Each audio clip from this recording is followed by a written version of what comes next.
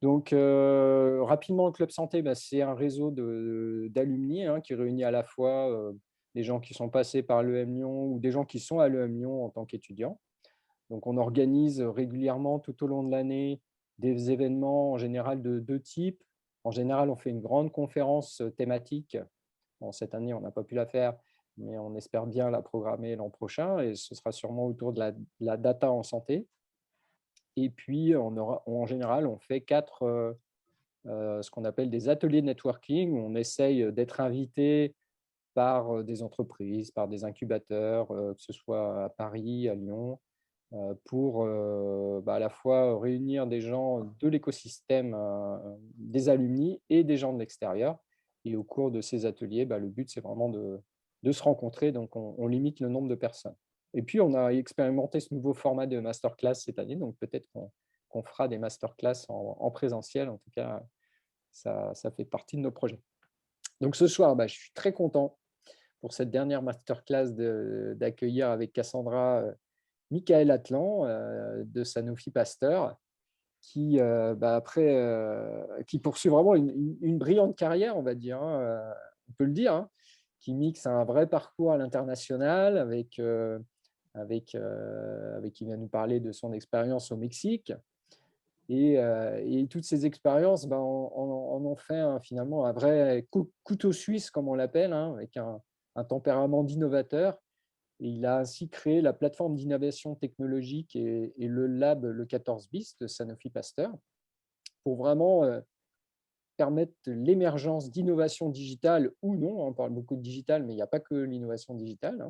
C'est toute innovation qui va mettre vraiment l'utilisateur final et ses besoins au centre de la chaîne d'innovation. Alors, ça paraît un peu étonnant, mais c'est vrai que quand on est dans le monde de l'industrie pharmaceutique, on ne pense pas forcément toujours à l'utilisateur final. Et en tout cas, il va nous expliquer comment, avec son équipe tout à fait réduite, tout à fait frugale, il arrive à insuffler des projets qui sont de nature à vraiment transformer l'expérience de l'utilisateur. Donc là, le déroulement de la masterclass, c'est toujours un peu le même. On va avoir trois parties. Une partie plus sur le parcours de Michael, une seconde partie plus sur comment se passe l'innovation au sein d'un grand groupe pharmaceutique avec son retour d'expérience. Et puis une dernière partie, j'espère que ce sera vraiment la dernière fois qu'on en parlera, c'est l'impact de la pandémie sur les activités ses activités au sein de Sanofi Pasteur, comment ça a impacté les choses, comment il a appris des choses, comment il y a eu des effets positifs et négatifs aussi, évidemment. Et donc, tout ça en 1 heure. Entre chaque partie, bien sûr, on prendra les questions dans le chat. Donc, n'hésitez pas à poser des questions au fur et à mesure, au fil de l'eau. Et puis, après, à chaque fin de partie, on posera ces questions. Et puis, tout à la fin, on ouvrira les micros et on pourra discuter en live. Voilà. Donc, Cassandra, je te laisse la parole. C'est toi qui démarre la première partie. Et encore une fois, merci Michael de ta participation. Merci beaucoup Guillaume et merci bien sûr à Michael pour ta présence et pour ce moment d'échange précieux. Donc sans plus attendre, peux-tu nous parler de ta formation et ton parcours jusqu'à maintenant? D'abord, bonsoir à tous. Merci d'être là. Oui, je vous reçois dans notre lab d'innovation en virtuel, hélas, espérant qu'un jour, on va pouvoir rapidement faire ça en présentiel. Donc, ma formation, bien, moi, je suis ingénieur biochimiste au départ de l'INSA à Toulouse, donc un Toulousain qui est venu se perdre à Lyon. Après quelques péripéties quand même, car après avoir fini ma formation INSA, je suis parti au Mexique dans le cadre de la coopération, comme avec des responsabilités scientifiques au sein, à l'époque, c'était encore l'Institut Mérieux, voire Pasteur Mérieux juste derrière. Donc, vraiment d'histoire du vaccin, j'ai passé toute ma vie dans le vaccin jusqu'à ce jour. Et c'était un contrat d'1 an de coopération, 1 an et demi, qui a duré 11 ans, dans lequel j'ai développé l'activité vraiment scientifique, réglementaire et médicale au sein de notre filiale mexicaine. Après cela, je suis rentré en France à la recherche d'un changement de carrière, chercher à me rapprocher un petit peu plus du business.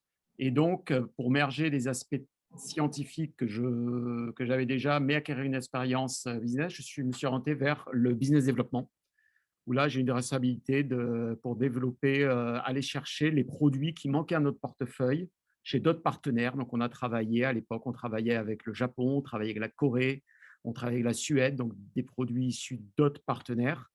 J'ai fait ça pendant quelques années. Après cela, je suis parti faire, toujours en continuant à pivoter vers le business, je suis parti faire du marketing, où j'ai été responsable d'abord à l'international, puis ensuite au niveau corporate, au début de quelques produits, à la fin d'une famille de produits, qui étaient les produits chez nous, ce que l'on appelle la gamme endémique et voyageurs, donc tous les produits, tous les vaccins auxquels vous pensez quand vous devez partir en voyage, faire la typhoïde, l'hépatite A, vous savez, cette longue liste, la fièvre jaune, la rage, je pourrais vous en parler des heures. Voilà. Et à un moment donné, je me suis rapidement aperçu qu'il nous manquait une facette, qu'il fallait développer un peu plus loin. Le vaccin est une industrie très ancienne. Ça remonte, nos sources vont vraiment chez Pasteur, parce que le fondateur de l'entreprise, tout à fait à l'origine, Monsieur Mérieux, était un élève de Pasteur. Donc, vous voyez, c'est une entreprise, la partie vaccin de Sanofi est très ancienne. Et finalement, on a des produits qui ont des temps de vie qui sont très longs, des vaccins qui ont des temps de vie très longs, des vaccins qui sont là depuis 20 ans, 30 ans, 40 ans, avec toujours un focus très fort sur l'efficacité et la sécurité du produit. Et c'est à ce moment-là où on s'est dit, mais comment aller chercher un peu plus, Guillaume, ce que tu mentionnais au départ, à avoir plus de centricité autour des professionnels de santé et des patients, et qu'est-ce qu'on peut faire de plus en innovation pour adresser ces besoins-là. Voilà, ce dont on va parler, je pense, un peu plus dans le détail derrière. Et donc, aujourd'hui, quelle est ton activité au sein de Sanofi Pasteur? Voilà, donc alors aujourd'hui, donc effectivement, je me concentre sur cette activité-là avec deux éléments. Donc, c'est d'une part le développement de projets qui vont nous permettre, voilà, d'améliorer alors plusieurs éléments du vaccin, hein. On va pouvoir parler, par exemple, ça va du conditionnement des produits, ça va alors parfois les mots en français peuvent me manquer de temps en temps, excusez-moi. Ça va des devices, des outils d'injection tels que la seringue ou l'aiguille.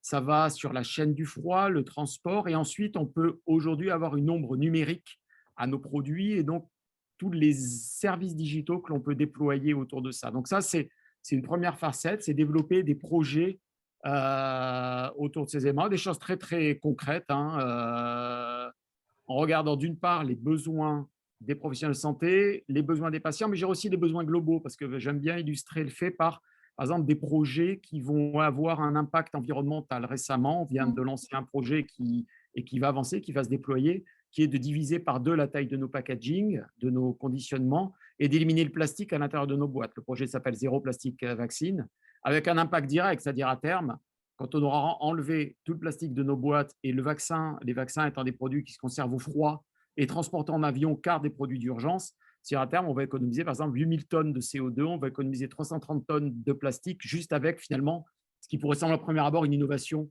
mesurée, c'est un changement de packaging, mais avec des impacts environnementaux forts. Donc voilà le type d'éléments sur lesquels on travaille. On travaille aussi beaucoup sur le digital, réfléchir par exemple comment la blockchain demain pourrait s'insérer dans le vaccin, comment le RFID peut emmener des éléments supplémentaires à nos patients ou aux médecins. Et l'autre axe, qui est le pourquoi de l'espace auquel je vous reçois aujourd'hui, c'est il ne suffit pas d'avoir de bonnes idées ou de bons projets pour les faire progresser, je dirais, dans un grand groupe, mais également dans n'importe quelle entité. Il faut aussi avoir une structure, il faut avoir un mode de pensée, un mode de travail autour de l'innovation. Et donc, nous avons créé, il y a maintenant 2 ans, sur le site de Sanofi Pasteur à Lyon, donc au niveau de la maison mère, sur le site de Carteret, le lab d'innovation, le 14 bis, qui lui est là plutôt comme un moteur d'innovation au sein de l'entreprise, donc qui va accueillir des projets de toutes sortes, des projets qui vont venir de la R&D, des opérations industrielles, mais également des ressources humaines, du légal, du marketing, et les projets également que nous poussons avec mon équipe autour de la centricité patient, et qui vont emmener des compétences que nous n'avons pas forcément toutes en interne, en allant donc se connecter avec l'écosystème externe. Nous travaillons de plus en plus avec des sociétés petites ou grandes lyonnaises, certaines se reconnaîtront, je ne sais pas si certains d'entre elles sont connectés ce soir, jusqu'à des groupes plus important, donc avec chacun emmenant des compétences différentes qui vont être les domaines dans lesquels, effectivement, qui ne sont pas les domaines du métier cœur, des métiers cœur de Sanofi Pasteur. Et avec une appétence forte au niveau du lab pour tout ce qui est digital, travaille énormément sur l'intelligence artificielle, le machine learning, et donc nous avons des partenaires globaux aussi, des besoins de cloud avec certains partenaires pour pouvoir emmener ces nouvelles technologies au cœur du vaccin. Ok, super. Bah, merci beaucoup pour ce partage. Ce sont de super belles initiatives. Je repense à la première que tu as citée. C'est assez incroyable, le zéro plastique. En tout cas, ça m'intéresse beaucoup. Et donc, le domaine de la santé donc, est très large, aussi bien au niveau justement des médicaments. On a des dispositifs médicaux, des cosmétiques. On a toutes sortes de devices, justement. Et en fait, on ne se limite pas simplement aux médicaments. Et toi, justement, tu nous as partagé tout à l'heure que tu avais passé quasiment toute ta carrière, voire toute ta carrière en fait dans le domaine du vaccin. Donc, quelles ont été tes motivations pour choisir ce domaine précisément?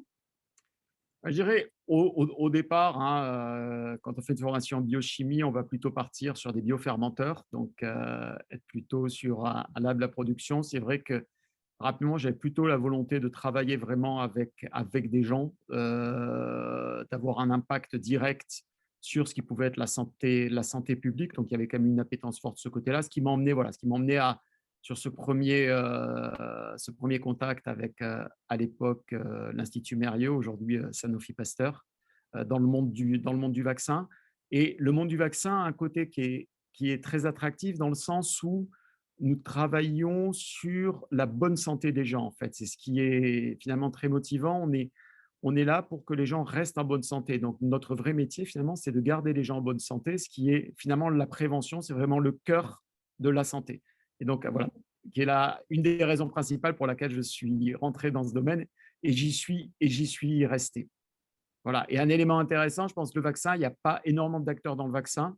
Et dans le domaine du médical, c'est vrai que ça a un levier très fort sur la santé. On peut avoir un levier très fort sur la santé publique. Ouais, effectivement, c'est vrai qu'on a un petit peu découvert le vaccin et d'autres acteurs du vaccin, malheureusement, cette année, mais c'est vrai que c'est un monde qui est quand même assez, pour le grand public, j'imagine, assez opaque, hein, ce monde du vaccin. Et là, cette année, il a été vraiment mis en lumière et on voit toute son importance, en tout cas, dans la prévention, comme tu dis, parce qu'on ne s'en rend pas forcément compte, hein, quand on se vaccine contre la rougeole, mais quand on se vaccine contre le Covid ou la Covid, on voit tout de suite l'impact, on va dire. Je pense que c'est aussi beaucoup lié à… Nous avons la chance, hein, dans nos sociétés industrialisées, de ne plus voir beaucoup de maladies autour de nous. Ce qui vient de se passer, on a réalisé, mais ce qui vient de se passer autour de nous, c'est le quotidien de beaucoup de pays sur beaucoup d'autres maladies qui, pour nous, n'existent plus. La coqueluche, le tétanos, la rage, la fièvre jaune, c'est des réalités quotidiennes, en fait. Et alors, j'ai passé plus la moitié de ma carrière, même les 2 tiers, justement, à travailler avec des pays de l'hémisphère sud. Et c'est vrai que la perception, la réalité de la vaccination n'est pas du tout la même quand on travaille avec des populations de santé qui sont confrontées tous les jours à ce type de problème. Donc, je crois qu'on le réalise effectivement avec plein électrochoc. Comme tu le dis, Guillaume, aujourd'hui, tout le monde a bien en tête ce qu'est un vaccin. Et pour quelqu'un qui finalement, tu es biochimiste, mais tu n'es pas une formation médicale ou pharmacien ou autre, c'est vrai qu'il y a beaucoup d'étudiants de l'EM Lyon qui se projettent dans l'industrie pharmaceutique alors qu'ils ne sont pas forcément issus de formation santé. Est-ce que c'est compliqué quand on ne vient pas forcément du monde de la santé de faire sa place dans ce monde de l'industrie pharmaceutique? Comment ça s'est passé dans ton cas finalement? Alors, dans mon cas, c'est vrai que j'avais quand même cette formation scientifique au départ. Le changement majeur, c'est que l'organisme le plus gros que je connaissais était une levure. Donc, il y a eu un changement d'échelle. Mais s'il dit après, derrière, les mécanismes de l'immunologie sont les mêmes finalement. Hein. Donc, tout ce qui est biochimie permet de se raccrocher assez facilement. Par contre, il est vrai que dans le domaine purement médical, après, il y a des responsabilités légales à avoir. Et à ce moment-là, effectivement, on est pharmacien, on est médecin, où il y a des choses que l'on ne peut pas faire dans une entreprise de santé, ce qui est tout à fait logique et responsable. Mais je pense que même sans formation santé au départ, aujourd'hui, l'industrie pharmaceutique a vraiment besoin de compétences de toutes sortes, finalement. Et on voit que la santé est un domaine de plus en plus large qui touche des domaines Et on le voit justement dans le domaine de la technologie, des domaines très variés. Et nous avons aujourd'hui dans nos équipes des gens qui vont être des data scientists, on a des gens qui vont être vraiment des purs marketeurs, on a des gens qui ont une formation en sociologie aussi, dans communication pure. Donc finalement, toutes sortes de formations peut trouver sa place dans l'industrie de la santé parce que la palette de compétences est vraiment très, très, très large. Alors, c'est vrai qu'une formation scientifique, au départ, aide beaucoup. Alors, surtout, je dirais, dans les métiers que j'ai exercés au sein de l'entreprise, aide énormément parce que j'ai toujours été en contact ou avec des professionnels de santé ou bien avec, aujourd'hui, des univers très technologiques, que ce soit sur la formulation des produits. Je disais, donc il y a le côté chimie, il y a le côté R&D, il y a le côté industriel et puis il y a le côté digital où je me raccroche à ma formation initiale. Et donc, pouvoir avoir ces deux côtés, le côté marketing plus orienté marketing, business, et le côté technique qui permettent de faire le bridge. Et nous accueillons d'ailleurs dans mes équipes, j'ai régulièrement, dans mon équipe, j'ai régulièrement des stagiaires ou des alternants et un des critères, c'est effectivement souvent cette double compétence santé et business. Cool, merci. En tout cas, ça ouvre des perspectives, j'espère, pour des jeunes Je de pense qu'il ne faut l'EM. pas hésiter. Il ne faut pas hésiter à postuler dans le monde de la santé. Génial. Alors, je vais regarder s'il y a des questions, donc n'hésitez pas à poser vos questions dans le chat. Alors, je crois qu'il y a une question un peu technique. Tu as parlé, tu as Ah oui, évoqué l'ombre numérique. l'ombre numérique d'un vaccin, et du coup, on aimerait bien savoir ce que c'est. Tout à fait. C'est-à-dire aujourd'hui, à partir du moment où je dirais, tous les produits finalement peuvent avoir une ombre numérique, c'est-à-dire un vaccin va être identifié aujourd'hui, par exemple, vous avez dû voir sur n'importe quel produit pharmaceutique, il y a ce qu'on appelle un data matrix. Demain, on peut imaginer qu'on peut aller plus loin pour connecter nos produits au digital. Pourquoi pas imaginer, par exemple, demain, avoir des puces RFID sur les boîtes de produits pharmaceutiques ou avoir un autre moyen de créer cet écho avec le monde du digital. Ce qui veut dire, à ce moment-là, au moment où vous commencez si vous êtes capable de flasher, d'enregistrer une boîte de produits pharmaceutiques, vous pouvez commencer à générer des tas de services autour de ce produit, des services aux patients. Par exemple, on peut imaginer demain, aujourd'hui, je pense que vous avez tous vécu cette expérience, chercher les contre-indications d'un médicament dans une notice. Ce n'est pas toujours très simple. Souvent, les notices sont pliées tout petits, c'est écrit en petit.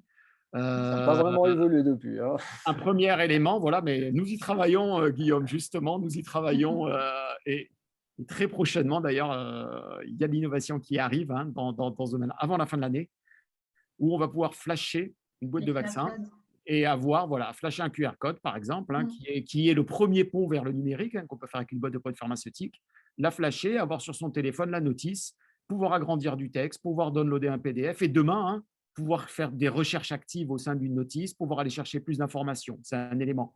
Ou demain, on peut dire qu'un professionnel de santé va pouvoir flasher d'une manière ou d'une autre un produit, un vaccin qui va arriver. Ça peut être avec un QR code, ça peut être un data matrix, mais ça peut aussi être avec une puce RFID demain pour pouvoir gérer ses stocks, savoir quel est l'historique du produit, comment il est arrivé jusqu'à lui, savoir si la chaîne du froid a bien été respectée, savoir s'il lui reste encore des vaccins en stock, parce que demain, il va recevoir 20 enfants à vacciner, pouvoir régénérer des commandes de façon automatique ou pouvoir verser automatiquement toute l'information du vaccin dans son dossier patient. Donc voilà, c'est ce que j'appelle l'ombre numérique du produit, c'est tous ces services, c'est comment on va connecter chaque dose au numérique pour pouvoir derrière déployer des services pour les patients et pour les professionnels de santé.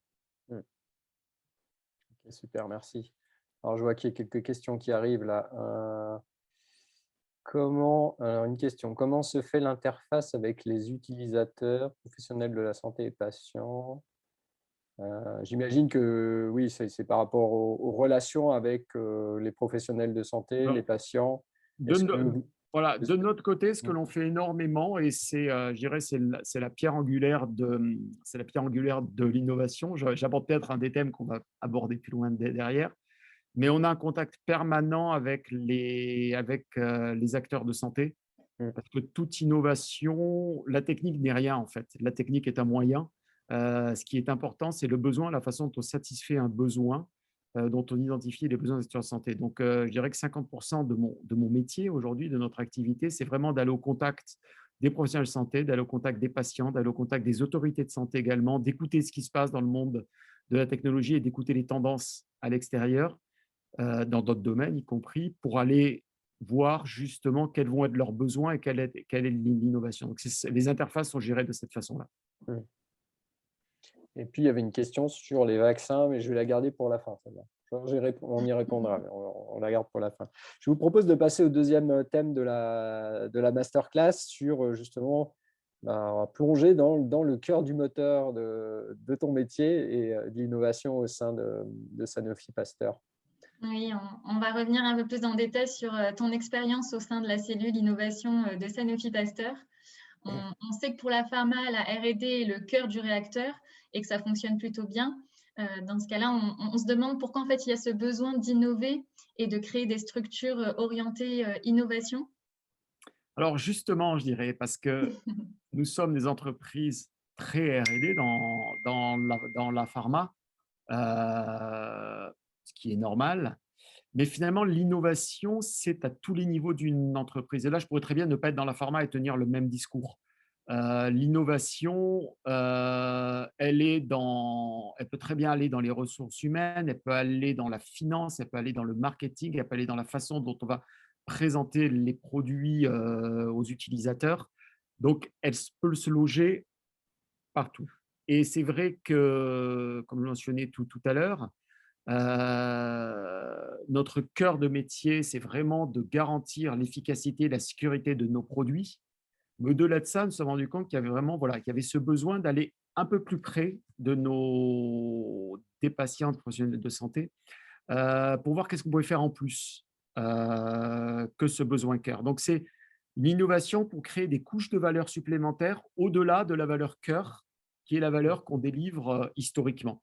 Et je pense que c'est quelque chose, hein, quand on regarde dans diverses industries, dans l'innovation, ça fait partie du cycle de vie. Je veux dire, si on peut faire des comparatifs, hein, éventuellement même, par exemple, je peux remonter par exemple sur l'industrie automobile. La préoccupation aujourd'hui n'est plus de faire un moteur qui soit performant. La préoccupation, c'est qu'est-ce qu'on emmène en plus en termes de confort, en termes d'utilisabilité, en termes de pollution, par exemple, sur un véhicule. Donc, avec la maturation d'un secteur, on continue à porter le must-have, la nécessité d'emmener effectivement la valeur cœur, mais après, derrière, il y a toute une innovation qui est nécessaire et qui emmène d'abord une innovation qui est technologique, mais également une innovation sur les méthodes de travail. Et également, depuis quelques années, on parle de plus en plus de méthodes agiles, de design thinking, de Scrum. Et tous ces éléments-là vont aussi emmener à accélérer. Alors, d'une part, au niveau de la R&D, c'est des méthodologies qui ont été très rapidement adoptées, mais qui aussi ont besoin d'être déployées au sein de l'entreprise dans toutes les autres entités. Et là, c'est notre mission. Super, très bien. Si je comprends bien, en effet, on a vraiment le cœur qui est la solution, en tout cas le médicament. Et après, on a tout ce qui est autour, tout ce qui est cette valeur ajoutée et qui peut passer au-delà du simple Tout à fait. service ou digital. Exactement. Ça Par passe exemple, partout. un vaccin efficace, c'est un vaccin qui est injecté, n'oublions pas. Mm. Et donc, tout ce que l'on va faire pour favoriser l'arrivée du vaccin entre le moment où il sort de nos chaînes et, par exemple, un pays ou une population qui va être éloignée, voire une population qui n'a pas d'électricité, comment est-ce qu'on va favoriser le fait que des personnes peut-être un peu moins qualifiées, suivant les pays, puissent appliquer des vaccins dans des situations d'urgence? Comment on va garantir la chaîne du froid pour la qualité des produits Exactement. jusqu'au bout? Voilà, tous ces éléments-là sont des éléments qui vont contribuer justement, in fine, à l'efficacité du produit parce qu'il va être mieux appliqué, il va être plus appliqué de façon plus large. Donc, c'est un Super. complément indispensable. Tout à fait. Et du coup, comment une entreprise comme Sanofi Pasteur, tu l'as dit, il y a beaucoup de métiers traditionnels, historiques. Comment on arrive à créer une cellule comme ça? Comment ça a émergé? Est-ce que ça part de la direction générale? Comment ça s'est fait au sein de Sanofi? Mais en fait, je dirais comme il n'y a pas de Big Bang, je pense, dans les organisations. Les choses se passent de façon progressive et l'innovation Big Bang, j'y crois finalement assez peu. Donc, ça a été de façon relativement progressive. Ça a commencé avec les premiers sujets de nouvelles technologies, vraiment des sujets très simples sur lesquels j'ai commencé à travailler.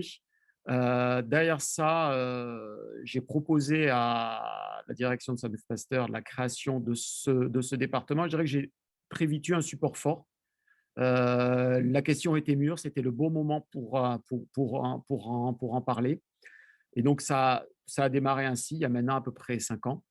Et le lab lui-même, le lab est parti, lui, d'un pari un petit peu, je qualifierais de fou ou presque. C'était en fait la volonté de créer un lab d'innovation sur le site. C'était une idée que j'avais en tête depuis quelques temps et ça s'est retrouvé avec des employés, un groupe de collaborateurs auto-organisés quelque part qui avaient aussi cette volonté-là. Donc, on s'est rencontrés, on s'est dit banco, on se donne 6 mois, un budget extrêmement limité, je ne le donnerai pas là, mais bien moins cher que de construire une villa modeste. Et nous sommes remontés vers notre direction avec ce projet, de dire, bien voilà, on n'a pas vraiment besoin de beaucoup de budget, donnez-nous un espace sur le site. Et avec un groupe d'une vingtaine de volontaires, nous avons mis en place cette structure. Nous avons eu un support très fort du management qui nous a vraiment suivi, qui nous a fait confiance. Et le lab est né en janvier 2019. Et depuis, c'est parti d'une petite entité. Et aujourd'hui, c'est une entité qui a vraiment beaucoup grossi. Et on est maintenant passé à une étape plutôt stratégique. On incube des projets stratégiques. Nous sommes en train de nous ouvrir sur l'extérieur de façon assez forte. Et nous sommes en passe de devenir d'un lab restreint à vraiment passer à l'étape centre d'incubation. Voilà, donc c'est une belle histoire, mais c'est vrai que nous avons bénéficié vraiment de la confiance et du soutien de notre management pour mener cette aventure. Finalement, c'est un vrai projet d'intrapreneurship au final. Un projet d'entrepreneurship, tout à fait. Je pense un projet d'entrepreneurship dans un environnement bienveillant, dans un environnement très réceptif à l'innovation. Je dirais que quelque part, c'est aussi dans les gènes de l'entreprise. Et du coup, bon, si je comprends bien, il y a des missions qui sont vraiment orientées, pour l'instant, même si tu dis que ça s'ouvre sur l'extérieur, pour l'instant, focus sur les projets internes au final. Et comment tu peux nous en parler? Comment ça fonctionne? Est-ce que les gens viennent vous voir avec un projet? Est-ce que vous allez dans les filiales et vous essayez de détecter des projets ou vous insufflez vous-même des projets? Comment ça se passe? Alors, c'est les deux, finalement. Au départ, on a démarré avec beaucoup d'acculturation, beaucoup de formation, beaucoup de communication pour monter le plus possible l'ensemble des collaborateurs, justement sur les méthodologies d'innovation, mais aussi des formations de nouvelles technologies, donc beaucoup d'invités externes, beaucoup de sociétés ou de startups qui ont contribué avec nous à cette croissance. Et après, derrière, alors d'une part, c'est effectivement l'identification que je mentionnais auprès des personnes utilisatrices de nos produits, des besoins, la quantification de ces besoins et la capacité à mettre en relief, en valeur, l'importance pour l'entreprise de répondre à ces besoins. Donc ça, c'est les projets que nous poussons, des projets transverses. Mais également, ça a été petit à petit de plus en plus de départements qui sont venus nous voir, taper à notre porte. Alors ça a démarré par plutôt offrir des services quelque part de méthodologie d'innovation, animation de workshop interne, animation de réflexion innovante, ce qui a permis de gagner d'abord la confiance de nos collègues et la crédibilité du lab. Et maintenant, les gens viennent nous voir, nos collègues viennent nous voir avec vraiment des projets d'innovation sur lesquels on va accélérer. Et un des éléments importants, un des composants forts que l'on a mis en place, c'est des partenaires officiels. En fait, nous avons aujourd'hui 8 partenaires officiels. Alors, je ne vais pas tous les citer pour pas créer de jaloux, parce qu'en plus, je pourrais en oublier certains. Mais ça va de grands groupes pourvoyeurs de cloud à de grands groupes de consulting, à des sociétés bien plus de taille plus restreinte, basées sur Lyon. Nous avons plusieurs partenaires, par exemple, qui sont autour de Vez, vers les paquebots.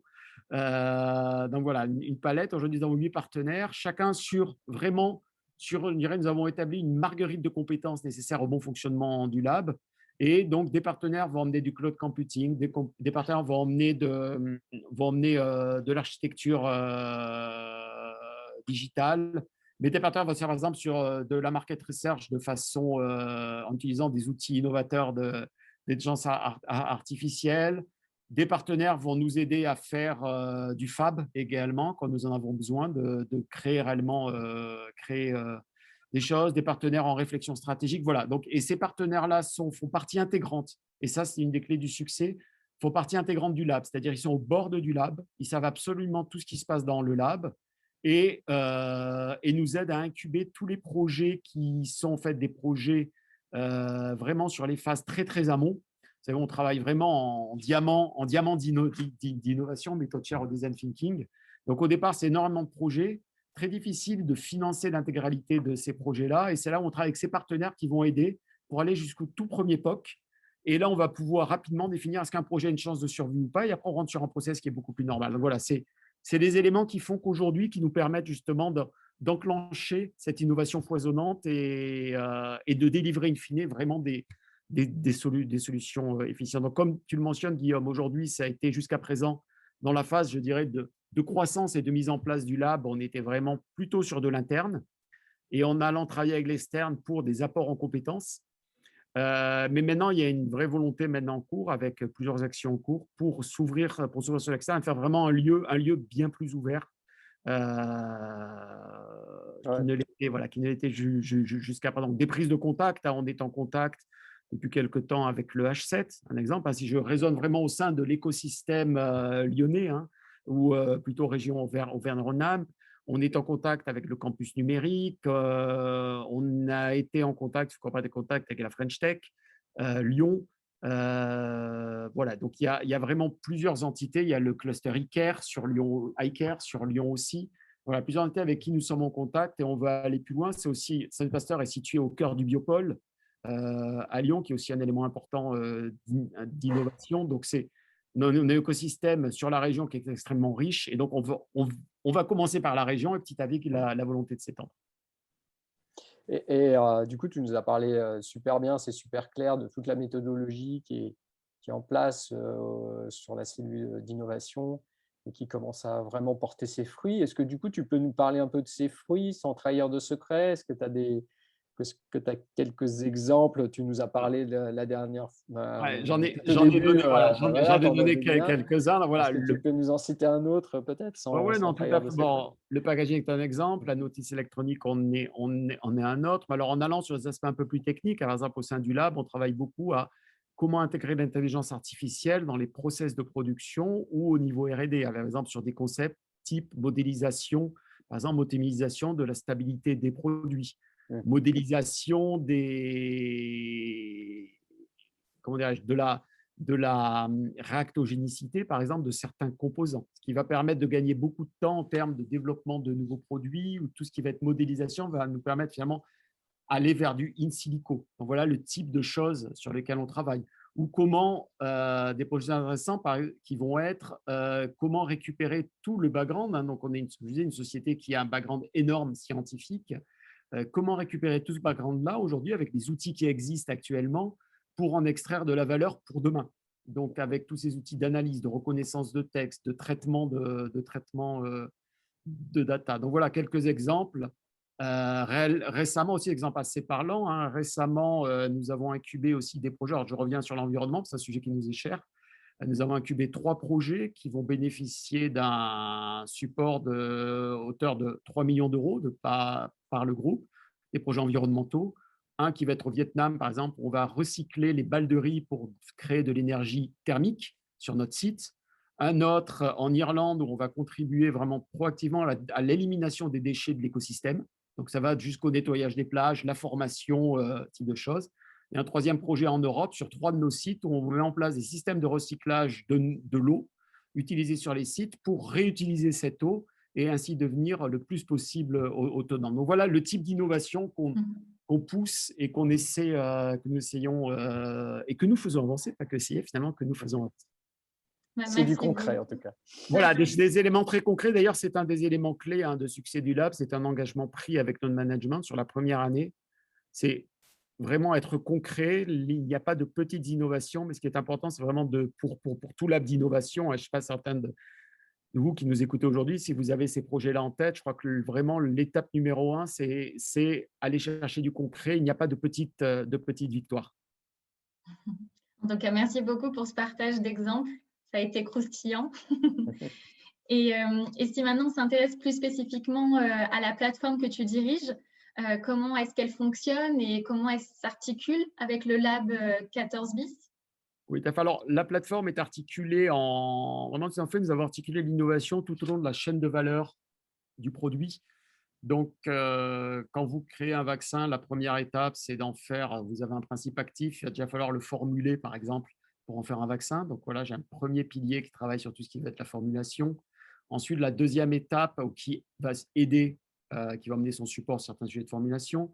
Une fois que vous avez, en fait, vous avez vous avez un demi-millilitre de liquide transparent la plupart du temps. Un vaccin, c'est comme ça, où ça va être quelques grammes de poudre.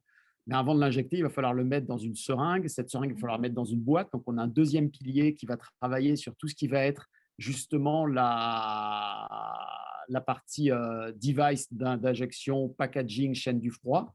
Et puis après, une fois que ce vaccin-là est arrivé chez les patients, qu'il va être injecté, en fait, on peut générer du service autour de ça. C'est le troisième pilier, qui est le pilier digital, qui va regarder justement, je parlais tout à l'heure d'ombre numérique, tout ce que l'on peut créer dans le digital autour de l'utilisation des produits. Voilà. Et les projets qui vont être générés autour de ces piliers-là, en fait, vont être incubés dans le lab, mais in fine, nous sommes sur la partie plateforme nouvelles technologies, un des clients du lab, mais en interface, il y a de nombreuses autres entités d'innovation dans l'entreprise. Donc, c'est une innovation, comme vous l'avez compris, qui est vraiment très centrée sur l'extérieur, très centrée sur le patient, centrée sur le médecin et sur la pratique vaccinale réellement en tant que telle. Mais bien entendu, il y a d'autres cellules d'innovation au sein de l'entreprise qui vont être vraiment spécifiées, qui vont être spécifiques et très importantes au niveau industriel, bien entendu au niveau R&D, bien entendu au niveau digital. Notre rôle, c'est vraiment ce passeur de besoins entre les besoins exprimés à l'extérieur par les professionnels de santé et les cellules d'innovation interne qui vont avoir cette spécificité technique et pouvoir répondre à ces besoins. Très bien. Et j'imagine justement qu'avec la volonté des industries pharmaceutiques d'innover, enfin les industries de la santé d'innover, de nouveaux métiers se sont créés. Est-ce que tu peux nous en dire un petit peu plus sur ces nouveaux métiers liés à l'innovation? Tout à fait. Alors, déjà, tous les métiers, justement, autour de la pratique de l'innovation, nous avons maintenant, et nous les formons au sein du lab, des coachs en innovation et des gens qui commencent à passer leur temps complet à faire ça, parce que finalement, de plus en plus d'entités innovent et ont besoin de support pour innover. Donc, des coachs qui vont qui vont pouvoir emmener du support en méthodologie agile, qui vont pouvoir emmener du support en design thinking, et on forme ce type de coach au sein du lab. On a mis des formations en place, mais bien entendu, de plus en plus de gens se forment aussi à l'extérieur, donc ça fait partie de métiers ce côté-là. Ensuite, tous les métiers du numérique, bien entendu, qui peuvent aller du community manager jusqu'au data scientist, donc avec des éléments larges ou des compétences très, très, très, très pointues. Mais également, je m'en souviens aussi tout ce qui va être finalement métier soft pour mieux comprendre nos patients, pour mieux communiquer. Donc, voilà, une palette de métiers, ce n'est pas simplement des gens qui produisent et qui vendent des produits pharmaceutiques. On est bien au-delà de ça. C'était il y a peut-être 30-40 ans en arrière. Donc, aujourd'hui, effectivement, toutes ces innovations mènent des palettes de compétences nécessaires et on a finalement besoin de ces métiers qui vont être capables d'interfacer avec tous ces éléments d'innovation qui sont pas notre cœur de métier finalement. Très bien. Toutes ces technologies qu'il va falloir intégrer. Et justement, après, donc te concernant, après avoir passé ces 4 dernières années au sein de cette dynamique innovante, quel est ton bilan? Un bilan très positif dans le sens où aujourd'hui nous voyons vraiment le fruit. Donc c'est vrai que ça a été au départ, c'est toujours un petit peu long à faire partir parce qu'il faut trouver les bonnes idées, il faut faire naître les projets.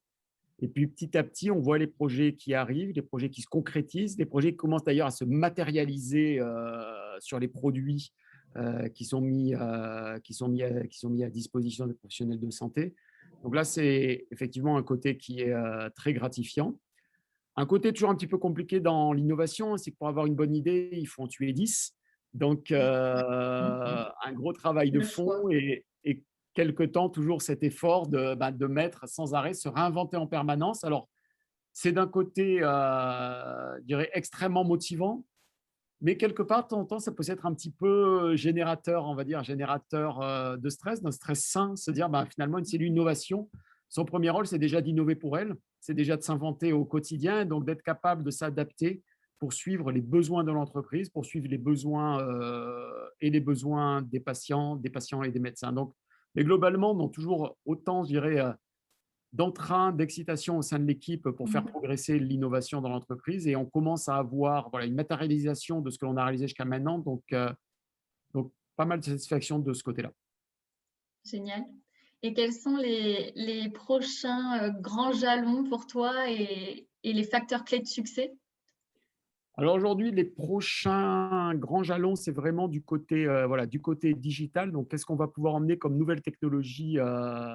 J'ai évoqué tout à l'heure, hein, du RFID, du blockchain, mais la liste est loin d'être complète. Donc, comment ces besoins ou ces technologies-là, quel intérêt elles peuvent avoir dans notre monde? Et d'ailleurs, on regarde énormément, hein, ce qui se fait dans d'autres industries.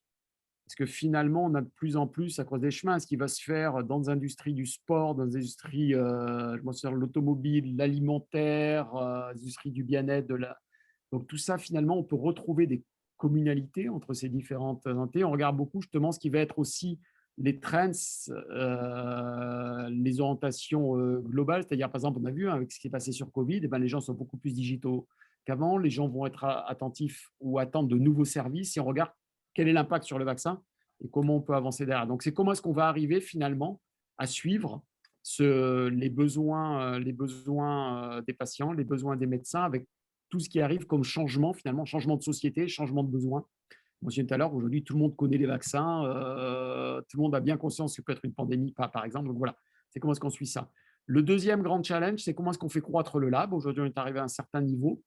Et maintenant, quelle est l'étape suivante pour continuer à nous réinventer et comment on ouvre ça vers l'extérieur pour aller sur encore plus d'innovation pour finalement, hein, l'objectif final, c'est d'arriver à délivrer toujours plus de valeur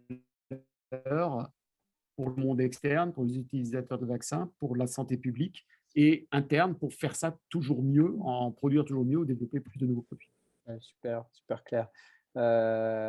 Quand on a un petit peu préparé la réunion, tu nous as parlé on a échangé sur la partie budgétaire, parce que bon, quand même, quand on parle d'innovation, on parle de budget. Et comment c'est géré Alors, les projets sont financés par le lab ou sont financés par en le budget? fait, non. Alors, un des modus operandi du lab qu'on a voulu imposer dès le départ, c'est le lab n'a pas de budget. Ça peut paraître assez surprenant, voire choquant, mais il faut prendre… pour générer l'innovation ne se génère, à mon sens, que lorsqu'elle est soumise à la contrainte. Sinon, le confort ne favorise pas l'innovation. Et alors, un premier élément, j'en parlais tout à l'heure, ce sont nos partenaires, à qui nous devons beaucoup pour pouvoir avancer, qui nous font confiance et donc ils nous suivent depuis 2 ans. Donc, ça veut dire que la confiance est là. Donc, ils emmènent, eux, une première pierre à l'édifice. Le deuxième élément, c'est que chaque fois que l'on a une idée ou un projet ou un porteur de projet interne, on va l'aider à mettre en forme son projet, on va l'aider à réfléchir sur son projet, à le framer, comme on dit dans le jargon de l'innovation, à le cadrer en français, je pense, pour aller le vendre en interne. Et donc, en fait, on va l'accompagner auprès de ce que pourraient être ses clients internes, et ça va être ces clients internes qui vont financer le projet. Okay. Je crois que c'est aussi valable, hein, finalement, c'est des principes même presque, je dirais, de vie personnelle. Si demain, vous avez un projet, vous voulez monter, j'en sais rien, une boulangerie, la première chose que vous allez faire, c'est regarder ou un commerce quelconque, un business quelconque, vous allez regarder autour de vous, si vous n'avez pas les financements, vous allez commencer par faire le tour de vos amis pour vendre votre projet.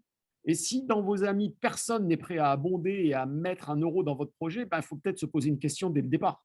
C'est se dire finalement, est-ce que vraiment c'est une bonne idée ou est-ce que je ne devrais pas l'arrêter? Et pour moi, c'est un signal d'alerte fort. Et j'ai souhaité appliquer la même méthodologie sur les projets qu'on a au sein du lab, c'est-à-dire les projets arrivent, ces projets qui sont… Alors, je ne parle pas des projets stratégiques que l'on supporte, ceux-là, c'est très différent, mais tous ces projets qui sont portés par les collaborateurs, finalement, on va regarder en interne quelle entité est prête à mettre, que ce soit des ressources humaines ou du budget.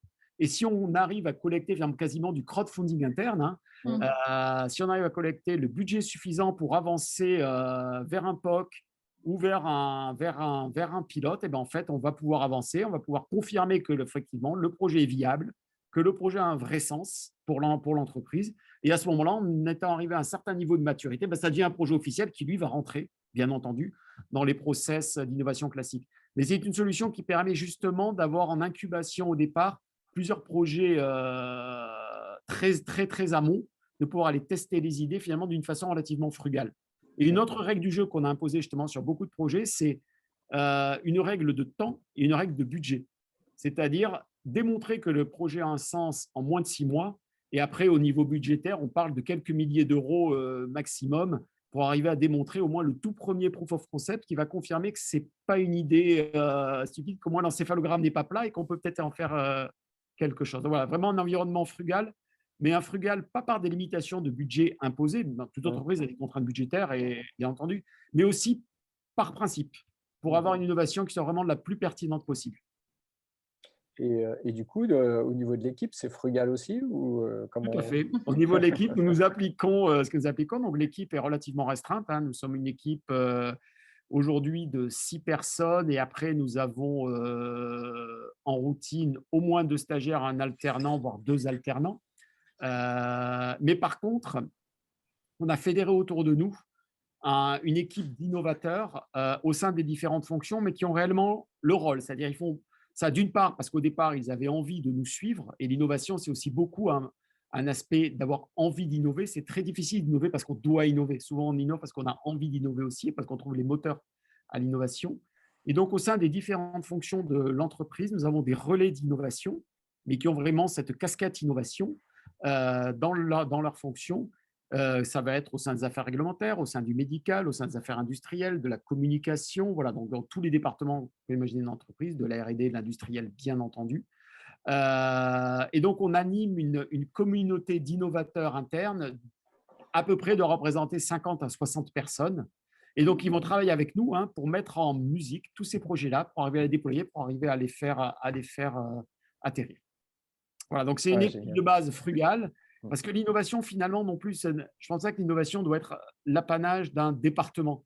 Et ça me rappelle une discussion que j'avais eue il y a quelques années en arrière, quand j'étais au tout début sur la phase de création du lab, avec un des responsables d'innovation Amazon sur un congrès annuel d'innovation, la Roundtable Innovation, qui a lieu à Copenhague tous les ans.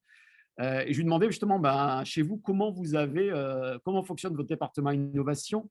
Il me regarde et dit, mais chez nous, ce n'est pas un département, c'est une compétence nécessaire à tous nos employés.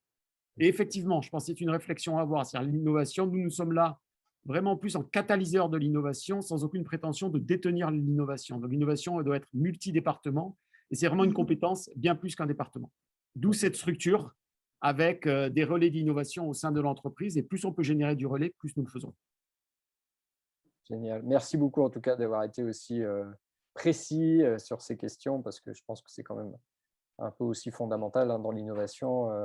Sans ressources, sans budget, on ne va quand même pas non plus très très loin, donc c'est hyper intéressant. Non, c'est plutôt dans la façon d'aller trouver le budget et les ressources sans les allouer au départ.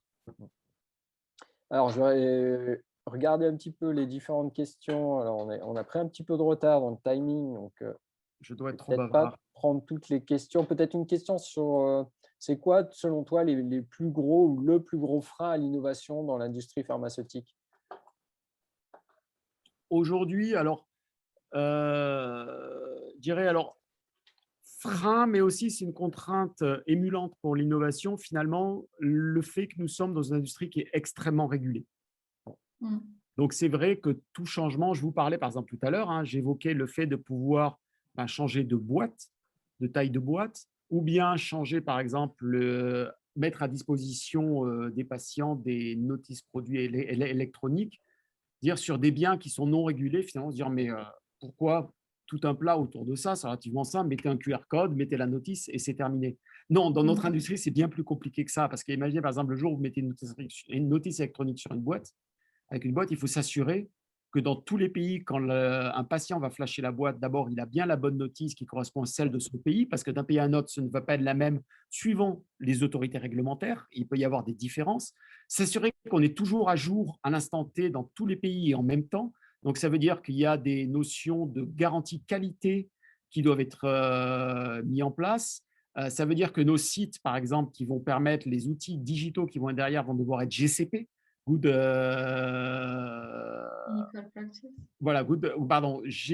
GQP, Good Quality Practice. Donc, il y a toujours cette complexité-là qui fait que le fait que nous soyons très régulés des innovations qui pourraient sembler finalement relativement simples ou qui ont déjà eu lieu dans d'autres secteurs, hein, chez nous sont quand même un petit peu plus compliqués à mettre en œuvre. Après, c'est aussi un facteur finalement motivant, émulant, c'est de voir comment effectivement on travaille. Et d'ailleurs, je dirais que les autorités de santé sont aussi des partenaires d'innovation, hein, parce que de leur part, ce n'est pas une volonté de contraindre, ils sont là pour garantir aussi la sécurité des patients, et ce qui est tout à fait logique. Et donc, en fait, on travaille aussi main dans la main pour faire avancer de l'innovation. Alors, je reprends peut-être une deuxième question. Tu parlais de partenaires institutionnels. Est-ce que du coup, vous avez des partenaires soignants de terrain ou vous intégrez dans le lab ou à certains niveaux Alors, je de dirais des votre… partenaires soignants de terrain, pas de façon régulière, mais par contre, sur des questions spécifiques, on peut avoir affaire finalement dans un cas, un board de pharmaciens, un groupement de pharmaciens, un groupement de pédiatres, aller voir même, on l'a déjà fait dans des études, faire par exemple des études ethnologiques. On parlait de nouveaux métiers tout à l'heure. Voilà un autre nouveau métier par exemple, des études ethnographiques, pardon, pas ethnologiques, désolé pour le lapsus, c'est ethnographique. On va observer des patients, les écouter et écouter quelle est leur expérience vaccinale. Et à partir de là, en déduire finalement qu'est-ce qu'on peut emmener pour faciliter cette expérience vaccinale. Donc effectivement, on essaie d'être le plus proche possible et d'avoir ces interfaces. Ok, super. Alors, on va peut-être passer à la troisième, on est un petit peu en retard, mais on va passer à la troisième partie, plus sur la partie justement l'impact de la pandémie. Donc la pandémie, il y a eu un impact globalement, on est bien conscient. Est-ce qu'au niveau des dynamiques d'innovation au sein du groupe, quels effets cette pandémie selon toi? Est-ce que ça a freiné les choses on va dire, on s'est concentré sur son cœur de métier, puis on a arrêté d'innover ou de faire des choses un peu qui sembleraient plus gadgets dans le périmètre de la pandémie? Comment ça s'est passé pour toi? Est-ce que ça a été comme Non, ça ou alors on alors je a dirais dit… non, pas du tout. Et avec de notre côté, je dirais un double challenge, hein. On est une industrie de la santé, donc d'une part, il était hors de question de s'arrêter, même une demi-journée. Les vaccins, avec ou sans pandémie, il faut continuer à vacciner les enfants, il faut continuer à vacciner les adultes, il faut vacciner les populations. Donc, le premier challenge, ça a été de maintenir la production, de maintenir la R&D, bien entendu, et après, toutes les fonctions qui étaient finalement non indispensables sur site se retrouvent en télétravail et continuer à être 100% efficace en étant en télétravail. Donc, effectivement, ça a été le premier challenge, avec un tout petit peu d'angoisse, hein, quand du jour au lendemain, on se retrouve en télétravail, on tourne la clé dans le moteur le matin, on a allumé son PC le premier jour, je crois comme tous. Est-ce que les réseaux vont tenir? Est-ce qu'on va pouvoir continuer à travailler? Et là, ouf, de soulagement, ça a fonctionné, on a pu continuer à travailler. Je crois qu'il y a eu un effort extraordinaire qui a été fait. Et là, je salue tous mes collègues, hein, qui ont continué à aller sur site, qui ont continué à produire, qui ont continué à faire de la R&D sur site. Enfin, c'était indispensable pendant la pandémie, mais également tous mes collègues qui ont continué à travailler en télétravail. Et finalement, je dirais que l'entreprise a travaillé quasiment normalement, finalement, et tous les projets ont continué. Alors, nous n'avons pas de projet artificiel, je dirais quelque part, hein, Guillaume, pour rebondir sur ton commentaire. Finalement, tous les projets, de par justement ces processus de sélection qu'on a au départ, tous les projets qu'on a sont importants in fine pour les patients. Alors, certains, effectivement, ont été mis en stand-by, sont en cours d'être redémarrés parce qu'il y avait des urgences à résoudre et parce qu'effectivement, quand on est en cadre pandémique, on ne peut pas non plus tout délivrer à 100%. Et donc, il faut se concentrer sur ce qui est sur ce qui est vraiment le plus important. Mais voilà, donc le changement, un élément important pour nous, on a eu justement un travail extra supplémentaire au niveau du lab, a été d'aider justement nos collaborateurs à passer à travailler en remote. On est devenu, par exemple, je pense qu'à Lyon, on doit être le meilleur client de Klaxoon, probablement un des meilleurs clients de Zoom. Donc, nous avons mis en place des formations Klaxoon en urgence, par exemple, hein, acheter des licences, les distribuer. Nous avons mis en place des formations Office 365 en urgence, fait de la promotion sur comment utiliser Teams. Alors, on a eu de la chance, l'entreprise avait déjà fait cette permutation. Donc, mais tout le monde n'était pas encore à l'aise avec ces nouveaux outils. Il a fallu apprendre à en accélérer. Donc, le lab a joué son rôle là-dessus. Et nous, au niveau du lab, on a dû apprendre. On était vraiment assez présentiel, finalement. On aime beaucoup notre espace de travail qui permet aux collaborateurs de changer d'état d'esprit en arrivant chez nous pour être dans un mode plus innovant. Mais on a appris très vite, finalement, à travailler en distanciel. Et aujourd'hui, c'est vrai que ça nous a fait progresser. Tout à l'heure, je parlais de la contrainte qui génère de l'innovation. Mais aujourd'hui, on est bien plus efficace que nous ne l'étions il y a un an pour travailler finalement avec nos collègues qui vont être basés en Chine, qui vont être basés à Singapour, qui vont être basés aux États-Unis ou ailleurs. Avant, on n'osait pas trop travailler avec eux de façon aussi directe, pensant que la distance allait être un obstacle. Et aujourd'hui, on anime des workshops où il y a des gens finalement de tout autour de la planète, et ça fonctionne. Et on anime des projets d'innovation finalement qui n'ont plus de limite de fuseau horaire ou de présence. Donc, in fine, je dirais plutôt, après une période un peu difficile, aujourd'hui, on travaille beaucoup mieux et on a un scope qui est beaucoup plus large que nous l'avions au départ. Donc, c'est finalement rebondir. Oui, je peux en témoigner. D'ailleurs, j'ai participé à un de vos workshops, mais j'étais assez impressionné de la capacité à mobiliser pendant 2 heures 50 personnes aux quatre coins du monde sur un sujet. Et c'était. Alors, je pense que ce que tous les entreprises vont voir, ce qui va être très compliqué à gérer maintenant, c'est le mode hybride. Il va être beaucoup plus compliqué à gérer, c'est-à-dire une partie des gens en présentiel, l'autre partie en Zoom. Et là, il va falloir qu'on réfléchisse à nouveau quels sont les nouveaux outils. Mais d'après ce que j'ai pu voir, j'étais à Vivatech il n'y a pas très, très longtemps, il y a beaucoup de réflexions menées par les grands acteurs du numérique autour de comment favoriser le mode hybride. Donc finalement, de la contrainte pandémique naît des opportunités et des nouvelles compétences, voire des nouveaux terrains de jeu au final. Tout à fait. Et du coup, en amont, on a échangé sur le futur de la pharma et l'importance de passer d'un modèle curatif à un modèle préventif, voire travailler sur le bien-être global, une dynamique accentuée par la pandémie, bien sûr. Et dans cette perspective, quelle est ton opinion du rôle joué par les géants justement de l'Internet versus les big pharma? On le voit aujourd'hui, il y a effectivement une croissance importante, un focus sur la santé de plus en plus fort de la part des géants de l'Internet, que ce soit à travers du service ou à travers finalement du device connecté, sans vouloir citer de marque. Mais c'est vrai que c'est quelque chose qui est très actif de leur côté. Je pense que là, il y a un vrai espace pour du partenariat finalement, pour aller encore plus loin. Déjà, je dirais sur un premier élément de base, qui sont les services cloud, qui sont énormément développés.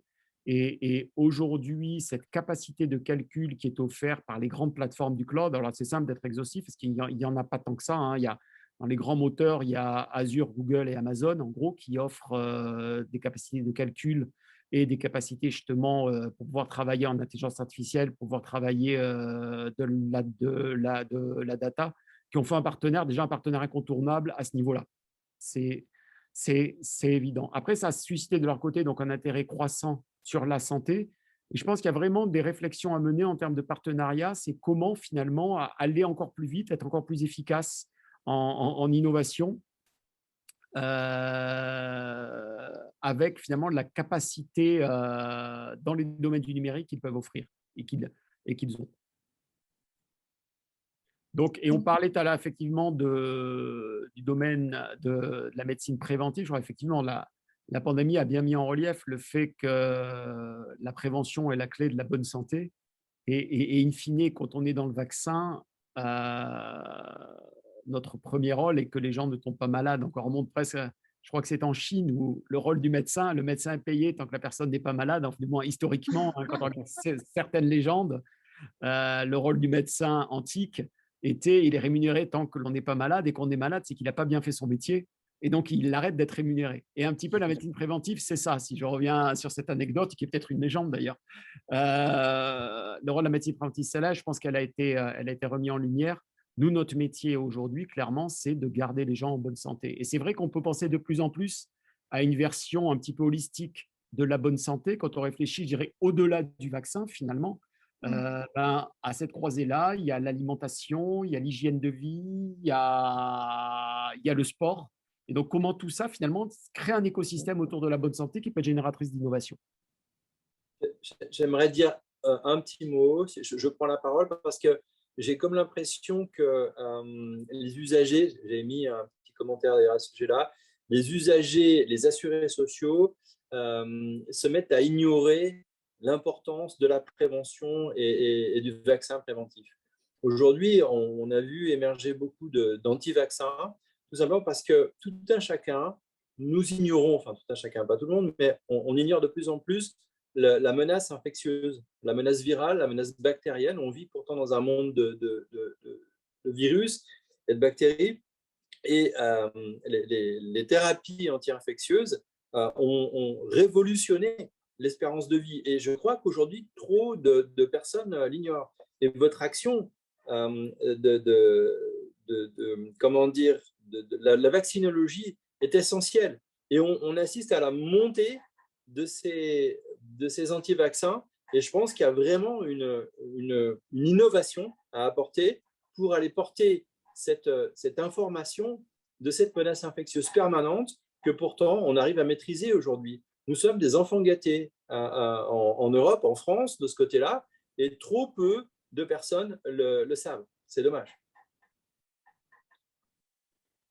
C'est sûr que, comme tu disais, Michael, il n'y a pas peut-être moins ces mêmes enjeux, en tout cas pas de la même manière dans les pays, dans d'autres pays. Quand on voit, quand on commençait à parler, par exemple, de Covid en même temps, mais ça pour nous, c'est passé, enfin en Europe, c'est passé comme inaperçu. Il y avait en même temps une épidémie assez terrible de rougeole en Afrique, avec, alors je me souviens plus exactement du pays, excusez-moi, mais je crois qu'ils en étaient à 50 000 morts. Et on n'en parlait pas parce que finalement, c'est loin de chez nous. Et croyez-moi que quand il y a des campagnes de vaccination organisées dans certains pays, et on travaille beaucoup avec l'UNICEF, avec ces entités-là, les gens, ils sont pas anti-vac, en fait, parce qu'ils le voient au quotidien, ce qui se passe autour d'eux et le bénéfice. Donc, je rejoins tout à fait votre commentaire, en fait. Et ça me rappelle, quand j'étais responsable justement d'une famille de produits, entre autres, Vaccin voyageur. voilà, vaccin voyageur. Effectivement, quand on parle de rage en France, les gens vous disent ouais, mais enfin, j'en ai jamais vu un cas. Moi, par mon métier, j'ai vu des gens qui avaient la rage dans des lits d'hôpitaux. Croyez-moi, vous faites aussitôt vacciner. Et mes enfants qui voyagent beaucoup, la première chose qu'ils ont fait, ils ont tous les vaccins de la rage, de la fièvre jaune, ils ont tout. Parce qu'effectivement, quand on est confronté au risque, c'est là où on mesure la vraie valeur finalement.